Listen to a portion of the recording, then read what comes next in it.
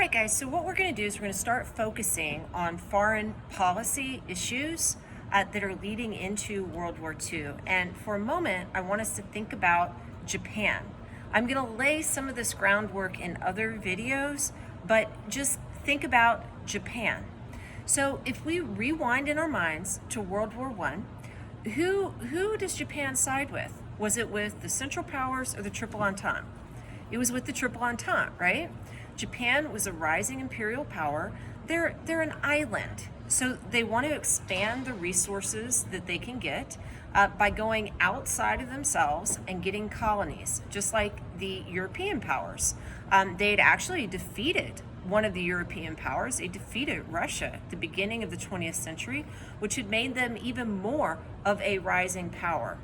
Well, during World War I, they are going to be on the victor's side, which means the Treaty of Versailles is not going to be punitive against Japan. And why do I point that out?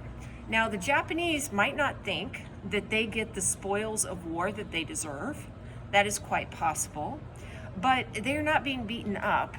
And you will often hear that the Treaty of Versailles is the main cause of World War II. Well, maybe, but I don't want you to think it's the only cause of World War II, because it can't be the only cause. Why? Japan didn't get hurt by the Treaty of Versailles, right? And Japan is going to be a major Axis power. So World War I, they fight with the Triple Entente. They actually emerge better off after the Treaty of Versailles, and they still are an ambitious imperial power. And this is going to be a problem for the United States. And why is that? What does the U.S. care the most about? Trade. And what do we want Pacific holdings for? So that we can trade in the Pacific. And specifically so we can go to a place that has a bunch of people. And that would be China. We want an open door to China. We don't want any one power to oversee this very densely populated place.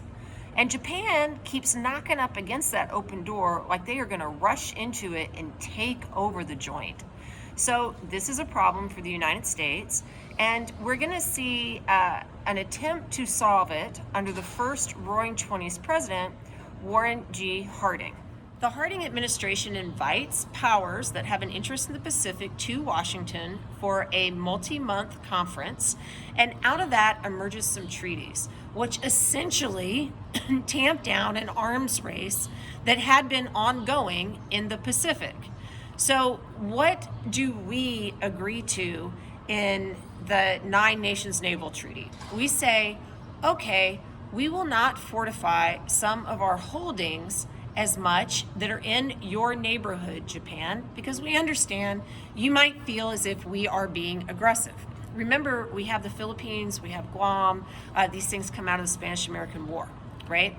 And by the way, Japan had already promised that they would leave the Philippines alone as long as we did not question the fact that they conquered essentially the Korean Peninsula. This was something that was negotiated under Theodore Roosevelt's time in office. It was the Taft-Katsura Agreement. But regardless, we're not going to fortify our bases, and we're going to not build as many ships for our Navy. Neither will you, and you're just going to be worried about defense. And Japan, you are not going to knock on that door. You can knock, but you're not going to burst through it. You're not going to just charge right in and take over China. That's your end of the bargain. Does Japan keep its promise? Well, through the 1920s, and it even signs on to another agreement, which I want to point out, called the Kellogg-Briand Pact. And the reason that I want to point this thing out is because it kind of shows some of the idealism that had kind of taken root in this period after the Great War. And it's easy to remember because it is beyond any understanding of human nature. I'm kind of showing you guys a little bit of my worldview there, which you can totally ignore. But it's an easy way to remember this. Let me tell you what the Kellogg-Briand Pact did. Okay, so we decide that if everyone, no one likes war, right? Let me start there. No one likes war. War is bad. The Great War was horrendous, horrible, terrible, incredibly devastating. So you know what? You know what we can do internationally, since we're all going to work together and whatnot, even if the U.S. isn't in the League of Nations, we can all sign onto this Kellogg-Briand Pact, and we can make war illegal, right? It's just illegal. It's against the law to go to war. So, countries won't be aggressive because they'd be breaking the law. So let's just say that. Yeah, that's how we'll do it. The Kellogg-Briand Pact, what your professor would say is a little beyond any understanding of human history or human nature. So by 1931, Japan takes advantage of a civil war that is ongoing in China, which I'll tell you more about later on. And they invade a place called Manchuria. And some people will say, in a way, this is the beginning of World War II. But I don't know. That's super debatable. It wasn't the beginning of World War II for us. We certainly didn't even care. We were in the middle of our own problems, right? We had the Great Depression going on. FDR is taking over power, and shortly, in 1931, he's in the middle of an election. And Manchuria, you're on your own, guys. Open door, well, we don't want it to close, but